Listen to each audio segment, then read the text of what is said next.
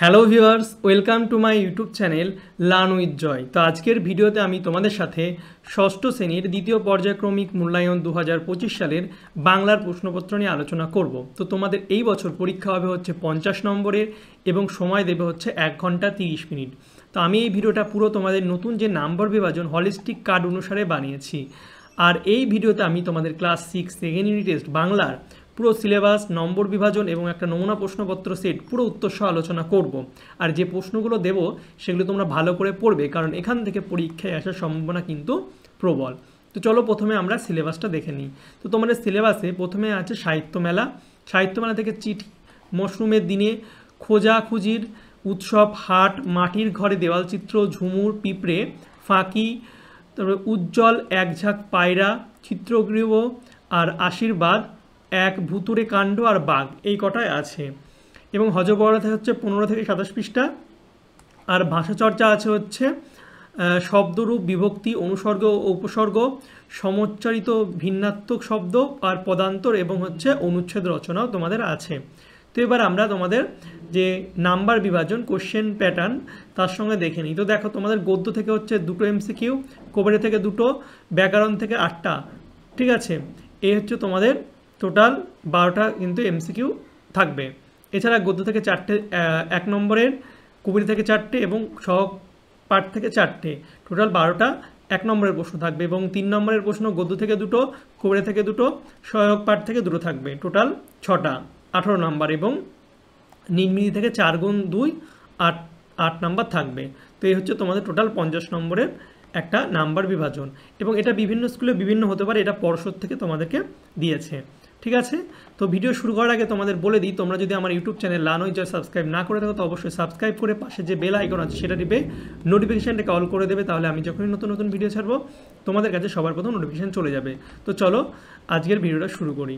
তো দেখতে পাচ্ছ প্রথমে 1-এর দাগে আছে সঠিক উত্তরটি বেছে নিয়ে লেখো, যে কোনো 10টি করতে হবে। 1-এর 1 বলছে সবুজ পাতার আসরগুলি, সবুজ পাতার আসরগুলি কাঁদছে নাকি নাচছে নাকি ঘুরছে জলধারায় মেতে। তো সবুজ পাতার আসরগুলো হচ্ছে নাচছে, জলধারায় মেতে।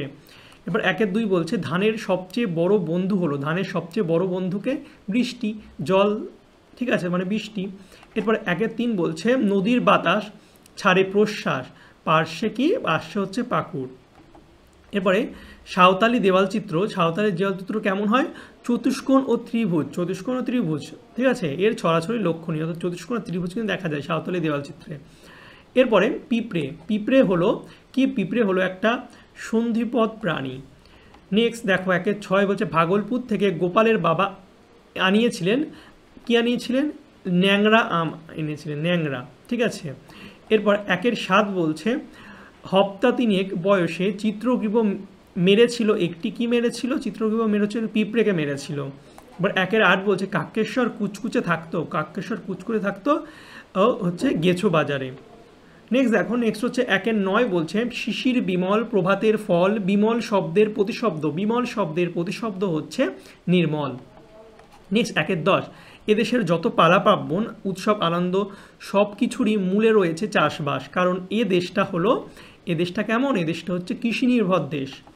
নেক্সট 1-এর 11 বলছে ভয় করে তাই আজ সরিয়ে দিতে, কাকে সরিয়ে দিতে ভয় করে, ভয় করে হচ্ছে পিপিলিকা, অর্থাৎ পিঁপড়েকে সরিয়ে দিতে। নেক্সট দেখো 1-এর দাগ হয়ে গেল এমসিকিউ। এবার আমরা 2-এর দাগেরগুলো করব, নিচের প্রশ্নগুলির উত্তর দাও। 2-এর 1 বলছে দেখো গাংশালিক তার চিঠিতে কি বলেছে, লাল মোরগের পাঠানো চিঠিটি লেখো। তো এগুলো 1 আর 1 ভাগ করে দেওয়া আছে, এগুলো এমসিকিউ 1 নম্বরও দিতে পারে, দুটো মিলিয়ে 2 নম্বরও দিতে পারে। তো দেখো গাংশালিক তার চিঠিতে কি বলেছিলেন, গাংশালিক কবিকে গাঙের পাড়ের মোড়ল হতে বলেছে। আর লাল মোরগের পাঠানো চিঠিটি কেমন, লাল মোরগের পাঠানো চিঠিটি হলো ছিল কি, শিশু উষার হাসিতে ভরা। নেক্সট সেমভাবে দেখো 2-এরটা এদেশের সমস্ত পালা পার্বণ উৎসব আনন্দ, এদেশের এসবের মূলে কি রয়েছে, এসবের মূলে রয়েছে চাষবাস। ধান শব্দটি কোন শব্দ থেকে এসেছে, ধান শব্দটি হচ্ছে ধান্য শব্দ থেকে এসেছে। এবারে চলে যাব 2-এর 3 বলছে কতগুলি গ্রামের পরে সাধারণত একটি হাট চোখে পড়ে, কার ডাকে রাত্রি নেমে আসে। তো 10-12টি গ্রামের পরে সাধারণত একটি হাট চোখে পড়ে, আর কার ডাকে রাত্রি নেমে এসেছে, একক কাকের ডাকে রাত্রি নেমে আসে, কাকের ডাকে। এরপরে দেখো 2-4 বলছে আহা পিঁপড়ে ছোট পিঁপড়ে, সম্বোধন দুটি পিঁপড়ে কবিতায় মোট কতবার আছে? তো এটা হচ্ছে 3 বার আছে, ঠিক আছে, 3 বার আছে। এরপরে পিঁপড়ে মানুষের কি কি ক্ষতি করে? তো পিঁপড়েরা সুযোগ পেলেই মানুষের খাদ্যবস্তুর উপর হামলা করে আমাদের খাবার খেয়ে নেয়। এছাড়া ফসল, দালান, কোঠাবাড়ির কিন্তু ক্ষতি করে। এরপরে দেখো 2-5 বলছে গোপাল তার বন্ধুদের কোথায় বসাতো? গোপালের বাবা কোথা থেকে ন্যাংরা আম আনিয়েছিলেন? তো গোপাল তার বন্ধুদের কোথায় বসাতো? গোপাল তার বন্ধুদের আম গাছটির তলায় বসাতো, আর গোপালের বাবা ভাগলপুর থেকে ন্যাংরা আম এনেছিলেন। এটা একটু আগেও দেখলাম, খুব ইম্পর্টেন্ট প্রশ্ন। তো 2-এর দাগ হয়ে গেল, এবার 3-এর দাগ দেখো, যে কোনো 5টি প্রশ্নের উত্তর দিতে হবে, 3 করে নাম্বার। খুবই ইম্পর্টেন্ট প্রশ্ন আমি দিয়েছি। দেখো, আগে বছর আরম্ভ হতো অগ্রহায়ণে, আলোচ্য গদ্যাংশটি কোথা থেকে নেওয়া হয়েছে? তো এটা নেওয়া হয়েছে মৌসুমের দিনে কিন্তু থেকে নেওয়া হয়েছে।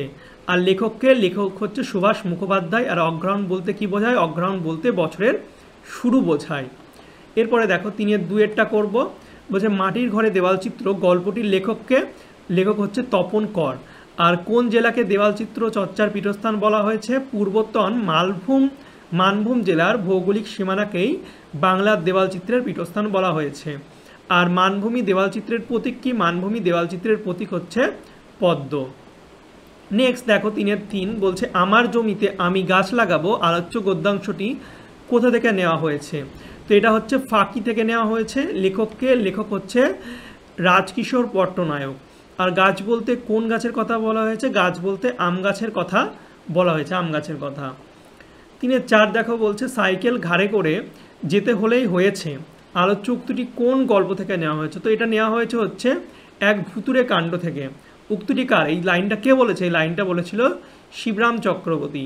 আর তার গন্তব্য কোথায়? সে কোথায় যেতে চায়? তার গন্তব্য হচ্ছে হুড্রুর দিকে, ঠিক আছে। এরপর দেখো 3-5 বলছে প্রভাতে পড়ে না ঝাড়, আলোচ্য পদ্যাংশটি কোন কবিতার অন্তর্গত? তো এটা হাট কবিতারই অন্তর্গত। দেখো এরপরে কবি হচ্ছে যতীন্দ্রনাথ সেনগুপ্ত। আর কোথায় পড়ে না ঝাড়? ঝাড় হচ্ছে হাটে, ঝাট পড়ে না। তো হয়ে গেল। এবার দেখো 3-6 বলছে বাজে বায়ু আসি বিদ্রুপ বাসি, কবির এমন মনে হওয়ার কারণ কি? কবি যতীন্দ্রনাথ সেনগুপ্ত তার হাট নামক কবিতাটিতে একটি হাটের চিত্র তুলে ধরতে গিয়ে হাটের দোকানের দোচালার কথা বলেছেন এবং সন্ধ্যা নামলে দোকানের দিবসকালীন ব্যস্ততার যে লেশমাত্র অবকাশ থাকে না সেই চিত্রটি তুলে ধরেছেন। সন্ধে নামার কালে হাটের কর্মচঞ্চলতা ক্রমশ স্তিমিত হয়ে আসে, তখন সন্ধ্যার বাতাস যেন দোকানির চালাঘরের বাঁশের মধ্য দিয়ে বয়ে যায় এবং দিনের কর্মচঞ্চল রূপটির অবসানে ব্যঙ্গ করে যায়। ওকে, তো এটাই বলেছে বাজে বায়ু আসি বিদ্রুপ বাসে, তো বিদ্রুপ করছে, ঠিক আছে। তো হলো, এবার দেখো 4-এরগুলো করবো। তোমাদের ব্যাকরণ থেকে আমি কিছু প্রশ্ন দিয়েছি, খুবই ভালো ভালো প্রশ্ন। সেটা হচ্ছে দেখো বিভক্তি সাধারণত কয় প্রকার ও কী? তো বিভক্তি হচ্ছে 2 প্রকার, ধাতু বিভক্তি আর শব্দ বিভক্তি। প্রত্যেক প্রকারের আমাদের সংজ্ঞা দিতে হবে। ধাতু বিভক্তির সংজ্ঞা দেখো, ধাতুর সঙ্গে যে বিভক্তি যুক্ত হয় তাকে ধাতু বিভক্তি বলে। যেমন কি রোজ রাতে বাবা আমায় গল্প বলেন, এই বাক্যে যে বলেন, এই যে বলেনের তাহলে দাগ দিয়ে দিয়েছি, হলো ধাতু বিভক্তি। বল ধাতুর সঙ্গে এন বিভক্তি যুক্ত হয়েছে, বল এন। ওকে, শব্দ বিভক্তি দেখো শব্দের সঙ্গে যে বিভক্তি যুক্ত হয় তাকে শব্দ বিভক্তি বলে। যেমন উদাহরণ দিতে হবে, আজ প্রবীরের জন্মদিন। এই প্রবীর দেখো শব্দ, প্রবীরের সঙ্গে কি হয়েছে? প্রবীর এর সঙ্গে কিন্তু এর বিভক্তি যুক্ত হয়েছে, অর্থাৎ প্রবীরের হলো একটা শব্দ বিভক্তি। তো সংজ্ঞা উদাহরণ সব কিছু দিলাম। এবং লাস্ট যে ভাগ কোন বিভক্তির সাহায্যে কোন পদ গঠিত হয়? তাহলে দেখো ধাতু বিভক্তির সাহায্যে ক্রিয়াপদ, আর শব্দ বিভক্তির সাহায্যে ক্রিয়াপদ ছাড়া অন্যান্য পদ অর্থাৎ বিশেষ্য বিশেষণ সর্বনাম পদ কিন্তু গঠিত হয়। ধাতু বিভক্তির ক্রিয়াপদ, ওকে, আর বাদ বাকি বিশেষ্য বিশেষণ সর্বনাম গঠিত হয়। এরপরে দেখো এর পরেরটা হচ্ছে উপসর্গ। উপসর্গ কাকে বলে? উদাহরণ দাও। দেখো যেসব বর্ণ বা বর্ণচিত্র শব্দের আগে যুক্ত হয়ে শব্দটির অর্থকে আংশিক বা সম্পূর্ণ পরিবর্তন করে তাকে উপসর্গ বলে। যেমন অজ, অনা, আর দেখো উদাহরণ দিয়ে দিয়েছি অনর, থেকে নরের সঙ্গে অযুক্ত হয়ে গেল, অমিল, অকেজ, ঠিক আছে, অজের জায়গায় অজপারাগা, অজ মূর্খ, ঠিক আছে, অর্থাৎ শব্দের আগে যুক্ত হয়ে কিন্তু আংশিক সম্পূর্ণ পরিবর্তন করে দিচ্ছে বা কিছু মানে পরিবর্তন করে দিচ্ছে, এগুলোকে উপসর্গ বলে। এবার দেখো আরেকটা নিচের উপসর্গগুলি দিয়ে একটি করে শব্দ লেখো, এমন দিতেও পারে, যে কোনো উদাহরণ দিতে পারে, যেমন উপদিল, উপকার, পড়া দিল, পরাজয়, এভাবে অনেক দিতে পারে, ঠিক আছে। তো এগুলো তোমরা একটু ভালো করে প্র্যাকটিস করবে। এরপরে দেখো এরপরে হজবরলা। হজবরলা থেকে গল্প থেকে যে কোনো 5টি প্রশ্নের উত্তর দিতে হবে। দেখো হজবরলা থেকে ভালো ভালো প্রশ্ন দিয়েছি। গল্পটি লেখককে সুকুমার রায়। তারপরে বলি বয়সটা এখন বাড়ছে না কমছে, এই বক্তাকে, এটার বক্তা হচ্ছে বুড়ো। বুড়ো বলেছিল বলি বয়সটা এখন বাড়ছে না কমছে। বুড়ো কত বছর হলে বয়স ঘুরিয়ে দেয়? বুড়ো হচ্ছে 40 বছর হয়ে বয়স ঘুরিয়ে দেয়। আর বলছে বড় মন্ত্রী কি খেয়ে ফেলেছে? বড় মন্ত্রী হচ্ছে রাজকন্যার গুলি খেয়ে সুতো, ঠিক আছে, খেয়ে ফেলেছিল। এরপরে এই দেখো বলে কাক কি করলো? স্লেটখানা বুড়োর টাকের উপর ফেলে দিল। এরপরে দেখো উধোর ভাইয়ের নাম কি ছিল? উধোর ভাইয়ের নাম ছিল হচ্ছে বুধো। হয়ে গেল। এবার আমাদের অনুচ্ছেদ পড়তে হবে। বাংলার উৎসব খুবই ইম্পর্টেন্ট, পরীক্ষায় তোমরা দিতেই পারে, পড়বে। দেখো বাংলার গল্প উৎসব সুন্দর করে লিখে দিয়েছি। তো তোমরা এইভাবে লিখবে, তোমরা তোমাদের মনে মতো লিখতে পারো। আমার লেখাটা যদি ভালো লাগে তোমরা অবশ্যই জানাবে। দেখো বাংলা উৎসবের দেশ, এখানে বর্ণ ধর্ম বর্ণ জাতি নির্বিশেষে সব মানুষ মিলেমিশে উৎসব পালন করে। বাংলার উৎসব শুধু আনন্দের নয়, এইসব উৎসবের সঙ্গে জড়িয়ে আছে আমাদের সংস্কৃতি, ঐতিহ্য এবং মানুষের পারস্পরিক বন্ধন। বছরের শুরুতেই আছে নববর্ষ, যেটা আমরা পয়লা বৈশাখ নামে জানি। এই দিনটি বাংলার নিজস্ব ক্যালেন্ডার অনুসারে নতুন বছরের প্রথম দিন। হালখাতা, নতুন পোশাক, মেলা ও খাওয়া দাওয়ার মধ্যে দিয়ে দিনটি পালন করা হয়। বাংলার সবচেয়ে বড় ধর্মীয় উৎসব হলো দুর্গাপুজো। মা দুর্গার আগমনে চারিদিকে উজ্জ্বল হয়ে ওঠে। বিভিন্ন জায়গায় সাজানো হয় প্যান্ডেল, প্রতিমা আর আলোকসজ্জা। সবাই নতুন জামাকাপড় পরে মণ্ডপে ঘুরতে যায়, পুষ্পাঞ্জলি দেয়, প্রসাদ খায়। কালী পুজো, লক্ষ্মী পুজো, সরস্বতী পুজোও খুব উৎসাহের সঙ্গে পালন করা হয়। দোলযাত্রা হোলি রঙের উৎসব, যেখানে মানুষ একে অপরের রং মেখে আনন্দ ভাগ করে নেয়। শুধু হিন্দু উৎসবই নয়, বাংলায় মুসলমানদের, ঠিক আছে, ঈদ, খ্রিস্টানদের বড়দিন, শিখদের হচ্ছে বৈশাখী ইত্যাদি আনন্দের সঙ্গে পালিত হয়। ঈদের সময় সবাই একসঙ্গে নামাজ পড়ে, নতুন জামাকাপড় পরে এবং মিষ্টি মিঠাই খায়। বড়দিনে গির্জা সাজানো হয় আর সবাই কেক কেটে খুশি ভাগ করে নেয়।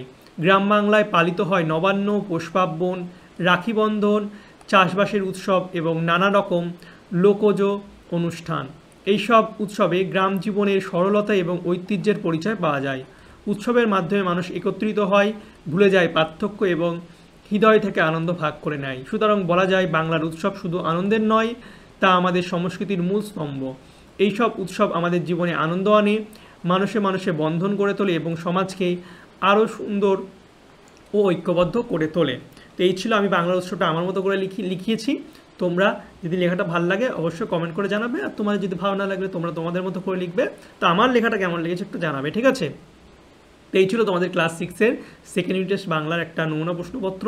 এই প্রশ্নগুলো তোমরা ভালো করে পড়বে, এখান থেকে পরীক্ষা আসার সম্ভাবনা কিন্তু প্রবল, ঠিক আছে? আর আমি বাকি সাবজেক্টের ভিডিও আনবো, তার জন্য অবশ্যই তোমরা চ্যানেলটিকে সাবস্ক্রাইব করবে। ওকে, আর ভিডিওটা কেমন লেগেছে কমেন্ট করে তো অবশ্যই জানাবে, হোয়াটসঅ্যাপে ভিডিওটা শেয়ার করে দেবে। আর তোমাদের যদি পিডিএফটা লাগে তো অবশ্যই আমার হোয়াটসঅ্যাপ আর টেলিগ্রাম চ্যানেলে কিন্তু তোমরা জয়েন হয়ে যাবে, ঠিক আছে? নাম লানোয় জয়, ঠিক আছে, নাম লানোয় জয়, ঠিক আছে? পিডিএফ কিন্তু ফ্রি না, পিডিএফ তোমাদের যদি কিনতে চাও তাহলে 10 টাকা পেমেন্ট করবে, ঠিক আছে? আমি হোয়াটসঅ্যাপের লিঙ্ক দিয়ে দিচ্ছি, সেখানে তোমরা লিখবে স্যার বাই পিডিএফ ক্লাস আর সাবজেক্ট লিখে দেবে, ঠিক আছে? তাহলে তোমাদের পিডিএফটা দিয়ে দেবো, কিউআর কোড দিয়ে দেবো, সেখানে তোমরা 10 টাকা পেমেন্ট করলে তোমাদের পিডিএফ দিয়ে দেবো। ওকে, তো চলো বাই, দেখা হবে তোমাদের সঙ্গে পরের একটা ভিডিওতে। Thank you for watching my videos.